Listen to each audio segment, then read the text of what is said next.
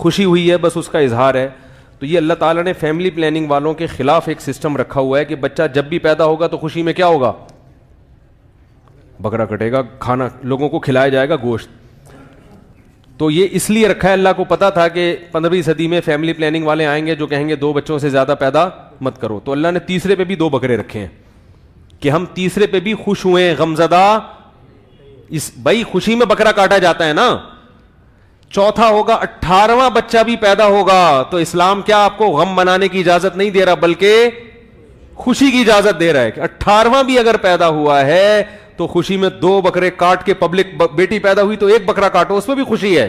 غم ہوتا تو پھر بکرا کاٹنے کی اجازت نہ ہوتی. میتوں پہ تھوڑی بکرے کٹتے ہیں, ابا کا انتقال ہو گیا 2 بکرے کاٹو. بھائی ہوتا ہے بچہ مر گیا خدا نخواستہ بکرے کاٹو, ایسا نہیں ہوتا. خوشی پہ کھانا کھلانا ہو. تبھی میں کہتا ہوں میتوں پہ دیگیں مت پکایا کرو. میت پہ دیگ پکانا اسلام کے مزاج کے خلاف ہے. اسلام خوشی میں کھانے کا حکم دیتا ہے, دعوتوں کا. تو 18واں 20واں بھی پیدا ہوگا تو اسلام کہہ رہا ہے بکرے کٹیں گے, خوشی منائی جائے گی. تو اسی طرح اسلام میں دوسری سسٹم بھی ہے, وہ میں ابھی بات نہیں کروں گا. پہلی شادی پہ بھی ولیمہ ہے تو دوسری پہ بھی کیا ہے, بولو بھائی اب کر دیے تو تھوڑی وہ تو آنی چاہیے نا, بہت دن ہو گئے تھے بولا نہیں تھا.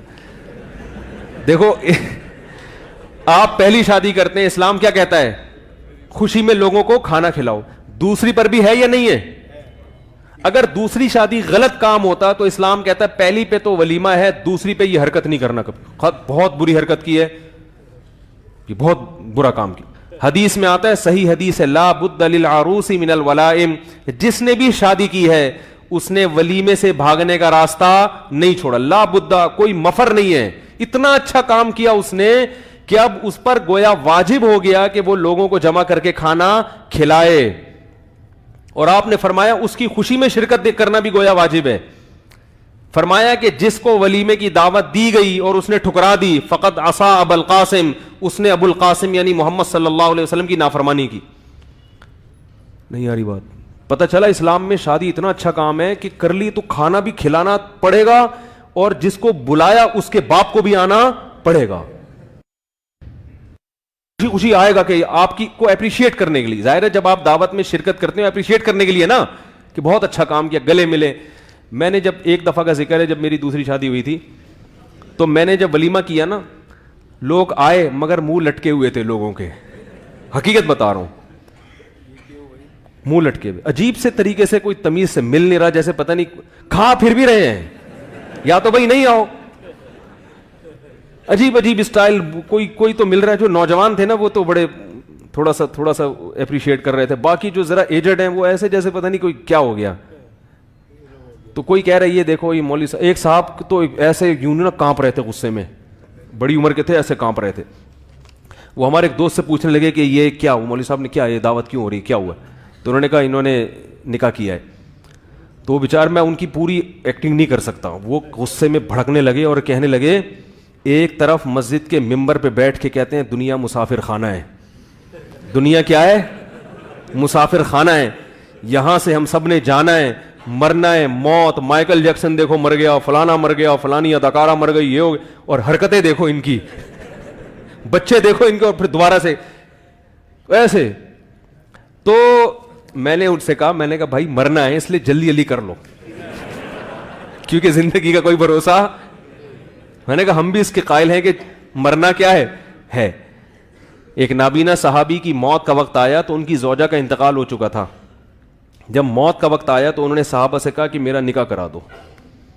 صحابہ نے پوچھا ابھی کیا نکاح کر کے کیوں کر رہے ہیں؟ فرمایا کہ نبی نے مجھے وصیت کی تھی کہ میری موت اس حال میں نہ ہو کہ میرے نکاح میں کوئی عورت نہ ہو.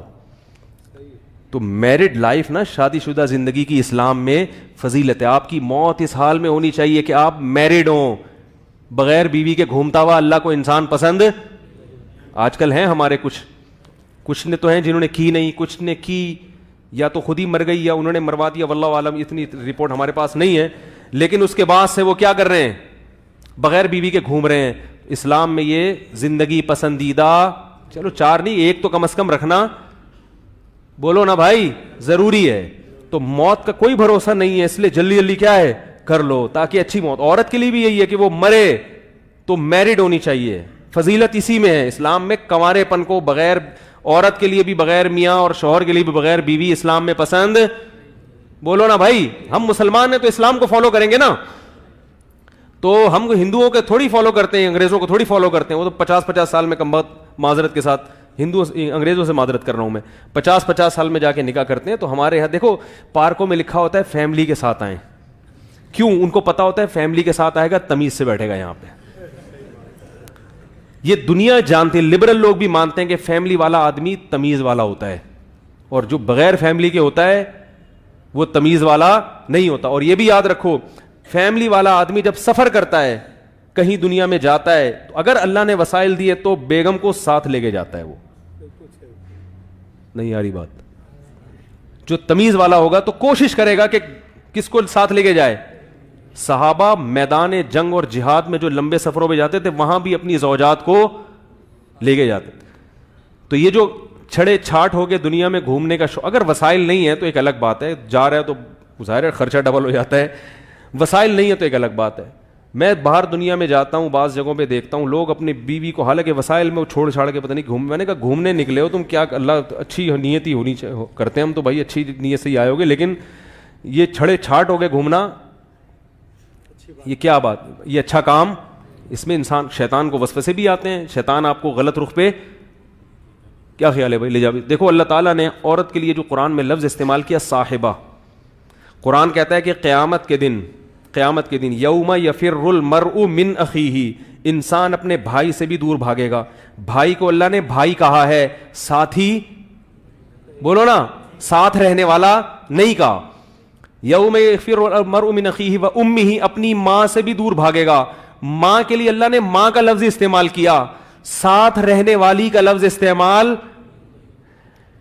بولنا پڑے گا. دیکھو تو کہ مجھے پتا چلے, شوق سے سن رہے ہیں. ساتھ رہنے والے کا لفظ استعمال نہیں کیا, جو ماں کے لیے عربی میں لفظ ہے نا وہی استعمال کیا.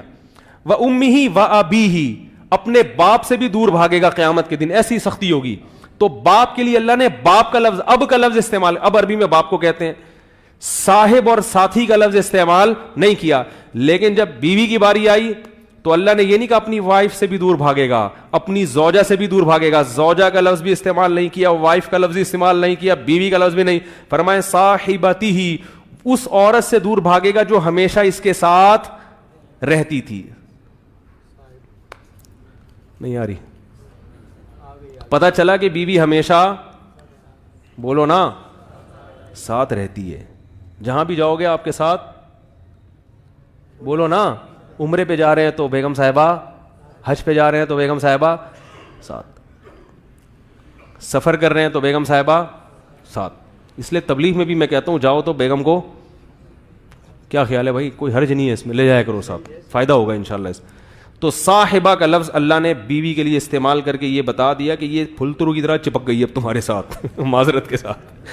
کیا ہو گئی ہے, جیسے کہیں جا رہے ہو نا تو بعض دفعہ پلو سے کوئی چیز اٹک جاتی ہے, تو اب جہاں جہاں جا رہے ہیں وہ پیچھے پیچھے گھوم رہی ہے. تو اللہ نے بتا دیا کہ اب جب نکاح ہو کے تمہارے گھر آ گئی تو جہاں جہاں جاؤ گے یہ ساتھ ساتھ ہی رہے گی.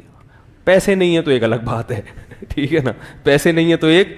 اور شریف لوگوں کو میں نے اپنی زندگی میں دیکھا ہے, جو اپنے بیگم کے ساتھ کہیں جا رہا ہوتا ہے نا سفر پہ, تو میں اس کو اندازہ لگاتا ہوں بندہ کیا ہے, شریف آدمی ہے, تمیز والا آدمی ہے, گھر میں ٹائم بھی دے رہا ہے, اس بیوی کو عزت بھی دے رہا ہے, اور ساتھ ساتھ گھمانا اس کی علامت ہے غلط ایکٹیویٹیز میں مبتلا.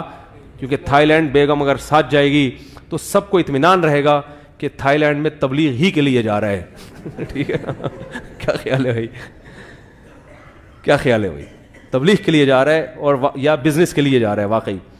تو اگر وسائل ہے نہیں ہے تو پھر ایک الگ بات ہے, کیونکہ عورتیں پھر اپنے شوہروں کا خون پینا شروع کر دیتی ہیں. دیکھو مفتی صاحب نے, وہ بھائی اس کی جیب میں نہیں گنجائش, وہ ڈبل ٹکٹ ہو جائے گا, وہاں ہوٹل کا کرایہ دگنا ہو جائے گا. تو اگر اللہ نے گنجائش دی ہے تو کیا بات تھی, یہ کہاں سے کہاں نکل آئی. ہاں تو میں کہہ رہا تھا پہلی پہ بھی ولیمہ ہے, دوسری پہ بھی کیا ہے, تو ولیمہ, یہ بتانے کے لیے کہ بھائی دوسری بھی اچھا ہی کام ہے, بشرطے کہ حقوق ادا کر رہا ہو, تو اس پہ بھی اپریشیٹ کرنا چاہیے. اس کا ولیمہ تمیز سے جا کے کھائیں, السلام علیکم, بڑی خوشی ہوئی جی, ماشاءاللہ آپ کا دوبارہ سے ایک دفعہ پھر ہو گیا نکاح, تو ٹھیک ہے نا, تو اس کو اپریشیٹ کرنا چاہیے.